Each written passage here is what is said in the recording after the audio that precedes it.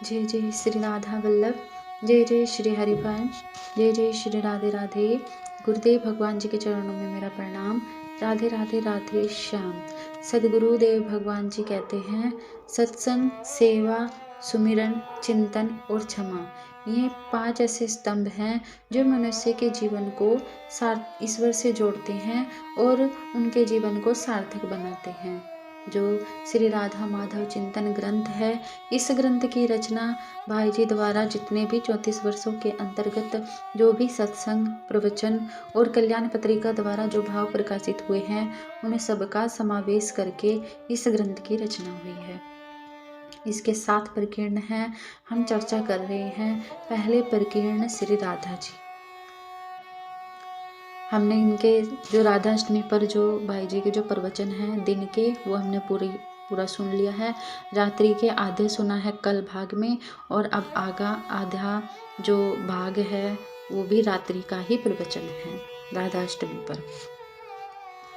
जब वो कहते हैं कि वस्तुतः लोक संग्रह तो अर्जुन की शरणागति में भी नहीं है, जब शरणागति के बारे में बात हुई है कल जो हमने चर्चा की है, जहाँ भगवान श्रीमद् भगवत गीता के 3 अध्याय में लोक नेता के स्वरूप में प्रवचन करते हैं, वहाँ उन्होंने बताया है, यद्यपि तीनों लोकों में मेरे लिए कुछ भी कर्तव्य नहीं है, ऐसा कोई भी वस्तु नहीं है जो मुझे प्राप्त न हो, तथापि मैं कर्म करता हूँ।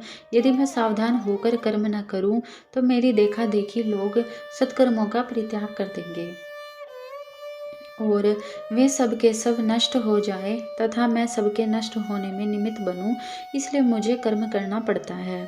तुमको भी लोक संग्रह के लिए जनकादि की भांति कर्म करना चाहिए। पर वही भगवान जब अर्जुन से एकांत में कहते हैं, ततो वक्ष्यामि ते हितम, तुम्हारे हित के लिए कहता हूँ, क्योंकि तुम मेरे प्रिय हो, परम प्रिय हो, दंड इष्ट हो, इष्टोसि मैं दंडमिति।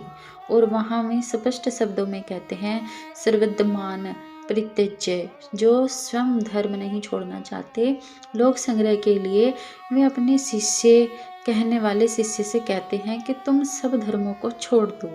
यहाँ भी लोक नहीं है, यहाँ भी लोक संग्रह नहीं। फिर जहाँ श्री गोपांगनाओं का प्रेम राज्य है, उससे भी आगे बढ़कर जहाँ श्री राधा माधव का निकुंज क्षेत्र है, वहाँ तो न लोक की कोई कल्पना है न लोक संग्रह की ही, वहाँ न साधन है न साध्य, वहाँ किसी वस्तु की प्राप्ति की कोई भी कामना नहीं, किसी वस्तु की सत्ता नहीं, कोई बंधन नहीं, इसी से वहाँ मुक्ति की कामना भी नहीं। बंधन है तो बस अब तो बंध मोक्ष की इच्छा व्याकुल कभी न करती है, मुखड़ा ही नित नव बंधन है, मुक्ति चरण से झरती है। यह भी दूसरे लोग ही बताते हैं, गोपिकाएं नहीं बताती कि मुक्ति श्री कृष्ण चरणों से झरती है।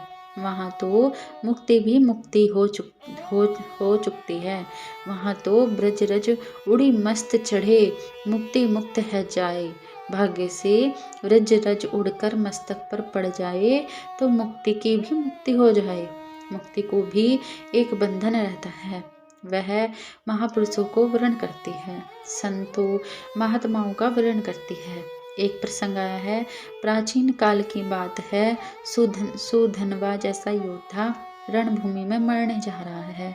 पत्नी का नवयुवक पति तरुण स्वामी मरने जा रहा है। पत्नी जान गई कि वे वापस नहीं लौटेंगे। उस समय पत्नी कहती है कि आज आपका एक पत्नी व्रत नष्ट होगा। वहाँ उस राज्य में नियम था कि कोई भी पुरुष दूसरा विवाह नहीं कर सकता था। श्री कृष्ण ने इस पर विनोद किया अर्जुन से कि भैया हम लोग इन्हें कैसे जीतेंगे। सुधनवा के यहाँ तो पिता पुत्र सभी एक पत्नी व्रती है, राज्य में सभी एक पत्नी व्रती है, किंतु तुमने कई विवाह कर लिए और मेरे तो सहस्त्र स्त्रियां हैं, तो हम इनका कैसे मुकाबला कर सकेंगे। सुधनवा की पत्नी ने कहा कि आज आपका एक पत्नी व्रत नष्ट होगा। सुधनवा ने पूछा कैसे, पत्नी ने मुस्कुराकर कहा, युद्ध क्षेत्र में आज आपको मुक्ति देवी वरण करेगी, इस प्रकार आपका व्रत भंग हो जाएगा। सुधनवा ने उत्तर दिया, आज तुम्हारा भी पातिव्रत्य भंग होगा। तुम आज मेरे साथ सती होकर मोक्ष को वरण करोगी। मुक्ति स्त्रीलिंग है और मोक्ष है पुल्लिंग। यह विनोद था। मुक्ति का भी एक बंधन है। ब्रजरज मुक्ति को भी मुक्त करने वाली मानी गई है।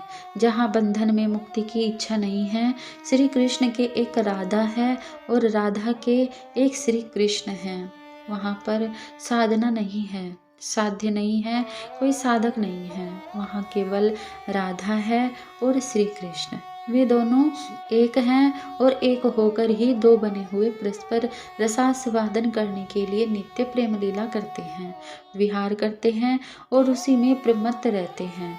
यह उनका अलग साम्राज्य है। उनकी देखा देखी यदि कोई दूसरा आदमी जिसके मन में काम और क्रोध का भी त्याग नहीं है, जिसके मन में नाना प्रकार के विकारों का दोष भरा है,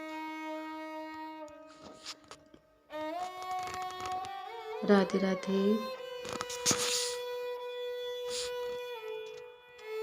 राधे राधे, वह श्री कृष्ण लीला का, श्री राधा की लीला का अनुकरण करने चले तो वह तो जहर पीता है। इसलिए राधा के अलग अलग विभिन्न भाव हैं। कवियों में भी बड़ा अंतर है। सूर भी कवि हैं, नंददास जी भी कवि हैं और दूसरे लोग भी कवि हैं, परंतु सूरदास जी को की तथा नंददास जी की आंख में और दूसरे कवियों की आंख में बड़ा भारी अंतर है। श्री जयदेव के गीत पढ़िए। गीत गोविंद में खुला श्रृंगार है।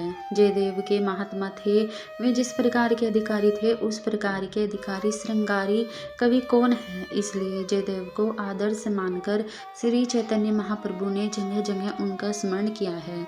जो चैतन्य इतने बड़े त्यागी थे कि स्त्री का नाम तक नहीं लेते थे, वे स्त्री शब्द का उच्चारण नहीं करते थे, वे स्त्री को प्रकृति कहते थे। उस समय श्री महाप्रभु के 3.5 भक्त माने जाते थे। उसमें आधे में एक वृद्धा माधवी देवी मानी जाती थी। इस प्रकार की परम भक्तों के पास से उनके एक भक्त छोटे हरिदास भिक्षा के लिए चावल मांग लाए। महाप्रभु ने पूछा कि यह चावल कहाँ से लाए। उत्तर मिला, माधवी मैया के यहाँ से। प्रभु ने हरिदास को तुरंत निर्वासित कर दिया, कह दिया तुम हमारे आश्रम में मत आना। 80 वर्ष की महाभक्ता माधवी के यहाँ के चावल ले आने के कारण महाप्रभु ने इतनी कठोर आज्ञा दे दी। अत्यंत प्रेम होने पर भी महाप्रभु ने यह आज्ञा दी। भक्त हरिदास के चले जाने पर उसके वियोग में वे रोए दुखी हुए।